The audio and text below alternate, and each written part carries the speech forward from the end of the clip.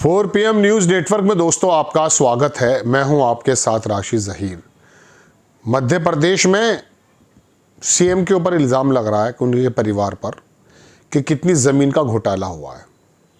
उत्तर प्रदेश में राम मंदिर के चंदा चोरी के मुतालिक इल्ज़ाम आ रहे हैं। SIT की रिपोर्ट भी आ गई है, कहा कि साहब इसके अंदर अनियमितताएँ हैं, कुछ कर्मचारियों के नाम भी आए हैं। ये खबरें इंडियन एक्सप्रेस ने तो कल या परसों शायद मोहनलाल यादव के बारे में छापी, एक हंगामा हो गया। और चंदा चोरी की भी अचानक उत्तर प्रदेश में खबरें आने लगी थी। 5-6 साल से चोरी चल रही थी, कोई खबर नहीं आई थी, अब क्यों आ गई? मोहनलाल यादव का परिवार पहले से ही काम करता है ज़मीनों की ले बेच का। ये बात अलग है कि मुख्यमंत्री बनने के बाद जिन जगह हाईवेज निकलने थे वहाँ बताया जा रहा है, कांग्रेस ने जो आरोप लगाए हैं कि उन्होंने ज़्यादा ज़मीनें उनके परिवार वालों ने ख़रीद ली हैं। तो ठीक है, कोई बात नहीं, लेकिन ये खबरें बिना सरकार की मर्ज़ी के आ गई हैं क्या? या भारतीय जनता पार्टी खुद किसी स्थिति में अपने आप को देखते हुए लोगों का ध्यान इस तरफ ला रही है कि देखिए हमारे यहाँ कुछ घोटाला हुआ था और हमने रिशफल कर दिया है, 2 या 3 मुख्यमंत्री बदल दिए हैं और आप लोग शांत हो जाएंगे। खबर यहाँ ख़त्म नहीं होती है। राहुल गांधी, आप कुछ भी कहें, मीडिया ने उनके बारे में कोई भी बनाई हो इमेज, लेकिन इसमें तो कोई दो राय नहीं है कि नोटबंदी हो, कोरोना हो, GST हो, मतलब देश के अंदर जो बड़े बड़े मैं कह सकता हूँ कि घटनाएं हुई हैं जिनसे देश पर बड़ा सीधा फ़र्क पड़ा है, उसको लेकर के राहुल गांधी ने जब जिसको चेताया है उस वक्त भले ही उनकी खिल्ली उड़ा दी गई हो, लेकिन बाद में उनको थोड़ा सीरियस तो लेना उनको पड़ा ही है। मेनस्ट्रीम मीडिया अभी नहीं बता रहा है, लेकिन लोग बताते हैं, बड़े बड़े पत्रकार बताते हैं।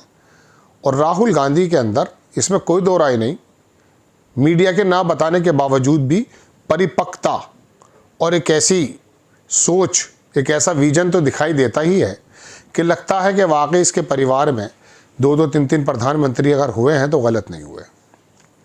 उन्होंने 1 साल पहले कहा था कि मोदी जी 1 साल के रह गए, मतलब प्रधानमंत्री पद पर 1 साल बाद चले जाएंगे। मैं सिर्फ ये 2 बार तो मैं सोचता रहा कि ये बिना अमित शाह के मंत्रालय के, बिना PMO के ये खबरें बाहर कैसे आ गई? इंडियन एक्सप्रेस की रीढ़ में इतनी जान कैसे आ गई? छापता है वो खबरें अच्छी कि अचानक उसने भारतीय जनता पार्टी के CM पर हमला कर दिया और राम मंदिर के चोरी का मुद्दा अचानक कैसे उठाया। कई सारी बातें लोग कर रहे हैं, ये चोरी की है, चंपत राय ने ये किया है, योगी आदित्यनाथ ने SIT बना दी है। दोस्तों बात यह है कि इनके यहाँ से ये खबर निकल कैसे आई ऐसे वक्त में, और इन्हीं के मीडिया के माध्यम से। अगर ये गोदी मीडिया, मेनस्ट्रीम मीडिया इस बारे में जिक्र कर रहा है, हिंदुस्तान के अखबार इस बारे में लिख रहे हैं, तो आप ये मत समझिए कि उन्होंने अपनी मर्जी से लिख दिया। इतनी बड़ी बड़ी खबरों के बारे में कम से कम कुछ कंसर्न तो होता ही है, कुछ कंसल्ट तो करना ही पड़ता है आला कमान से। तो ये इतने बड़े दूध के धुले नहीं है, और ना ये पत्रकारिता के बड़े पुरोधा हो गए हैं जिन्हें आप सोचें। ये अगर सही बात करते तो गवर्नमेंट अब नहीं रह सकती थी, जो देश के हालात हैं। जयराम रमेश ने एक डेटा दिया। बहुत सारे लोग ये बता रहे हैं कि हिंदुस्तान के अंदर हालात इतने ख़राब होने वाले हैं कारोबारी एतबार से कि कटोरा तो चलो दिखता नहीं है, लेकिन आने की बात है हाथों में। अमेरिका से जो हमारा डेफिसिट है, जो हम चीज़ें वहाँ से मंगाते थे या भेजते थे, उसमें क्या भारी बदलाव है, ये लंबे लंबे डेटा मैं आपके सामने नहीं रख सकता, चूँकि आप बोर हो जाते हैं। पुण्य प्रसून वाजपेयी अपने प्रोग्राम बना रहे थे, आप उन्हें गौर से देखिएगा। उन्होंने डिटेल में सारी बातें बताई हैं कि कपास के क्षेत्र में क्या हुआ है, डेयरी उद्योग के क्षेत्र में क्या हुआ है, दवाइयाँ कितनी घट गई हैं, कितनी बढ़ गई हैं, सारी उन्होंने बताई हैं। लेकिन जब वो बता रहे थे इतना बिलियन, इतना मिलियन, तो इसको नोटिस नहीं किया जाता। इसलिए मैं आपके सामने डेटा होने के बावजूद, मेरे पास डेटा है, मैं इसको पढ़ना नहीं चाहूँगा, बस जयराम रमेश की एक ही चीज़ लगा देता हूँ आपके सामने, जो उन्होंने कहा कि क्या हालात हैं, कांग्रेस भी कह रही है। तो देश में एक ऐसे हालात आने वाले हैं दोस्तों, जिसके बारे में शायद, देखिए जयराम रमेश का ये ट्वीट देख लीजिए कि इंडिया का जो गुड ट्रेड था सरप्लस में था यूएसए में 2025-26 में, लगभग ये बताया जा रहा कि 34 बिलियन कंपेयर्ड 40.1 बिलियन 2024-25 में, और 2025-26 में 40 था, और अब आकर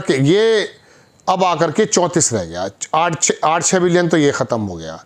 इंडिया का जो गुड ट्रेड डेफिसिट था चाइना में 2025-26 में वो 112 था, और अब 2024-25 में वो 99 रह गया है। 2025 देखिए ये बता रहा हूँ, ये होती है वो, इस डाटा को बताने में ना आपकी कोई दिलचस्पी होती है। कुल मिला के इतना सुन लीजिए कि भारत का निर्यात घटा है और आयात बढ़ा है, बस इतनी सी बात समझ लीजिए। और हालात ये हैं कि इन्वेस्टर ने ज़ीरो कर दिया साहब, मतलब बहुत बड़े लेवल पर पैसा निकाल लिया गया। शेयर मार्केट के हालात ख़राब होने वाले हैं। जो इंडियन के ट्रेडर्स थे उनके बारे में मैं सुन रहा था, उन्होंने बड़ा मोटे लेवल पर अपना पैसा निकाल लिया सिर्फ अनियमितता की वजह से। ये विश्वास नहीं है। तो ये वो एक स्थिति है कि जब आपको 6 महीने में, साल भर में पता चल जाएगा कि हालात बद से बदतर हो गए। बीजेपी इस बात को जानती है। आरएसएस में के दौरान एक बार मोहन भागवत ने, मुरली मनोहर जोशी एक काबिल आदमी है, उनसे जब उन्होंने पूरा डेटा दिया तो बोले जोशी जी ने सारी बात रख दी है। देश की अर्थव्यवस्था की जो सेहत थी वो किस तरह से कोड़ में या बीमारी में तब्दील हो गई है, मुरली मनोहर जोशी ने बताया। ये एक ऐसा मसला है दोस्तों जो आपके सामने नहीं आने देना चाहती सरकार। ऐसे में अपना छोटा मोटा जख्म भी दिखाना पड़े तो कोई दिक्कत नहीं है। मोहनलाल यादव को, या ये कहा जा सकता है कि उनको हटाया जा सकता है कि इनका क्या नाम है, योगी आदित्यनाथ, या वो भाजपा जो राजस्थान वाले हैं, आपको लगेगा ये रिशफल हो गया है, बड़ा शानदार काम कर रहे हैं। हो सकता है वो उनको भी हटा दें, जो क्या कहते हैं ये, अब ये मेडिकल वाले में जो थोड़ा सा अशोक प्रधान जी, धर्मेंद्र प्रधान जी, ये सारी बातें हो सकती हैं। लेकिन असल बात मैं आपको बताऊं, आपकी नज़र वहाँ से हटाने की है। ऐसा लोग कह रहे हैं कि जो राहुल गांधी ने कहा था कि इन्होंने हालात ख़राब कर दिए हैं, वो हालात जो हैं वो वाकई ख़राब हो गए। तो इस तरफ से नज़र हट जाए। राम मंदिर चोरी की बात है 6 साल से चल रही है, 5 साल से बताया जा रहा है, और कौन नहीं छोड़ता, किसके वक्त में नहीं छोड़ी जाती। आपके यहाँ से खबरें निकलना एक बड़ी बात। सीएम को हटाने से पहले योगी आदित्यनाथ को कैसे हटाओगे, ये तो मुझे अचरज लगता है। लेकिन फिर भी आपने अपने एक बड़े बदनुमा दाग को छुपाने के लिए, अकॉर्डिंग टू आरोप, छोटी सी बात दिखा दी कि देखिए हम तो इसके अंदर इन्वॉल्व हैं, हम तो रिशफल कर रहे हैं, हम तो मशीन में धो रहे हैं, जो बेईमान ट्राइब के लोग हैं उन्हें हटा देते हैं हम फ़ौरन, हमारा काम ही है। अरे मोदी जी की जय हो, मोदी जी की जय हो। लेकिन पैरों के नीचे से ज़मीन निकल रही है, लोगों का कहना यह है। जय हिंद।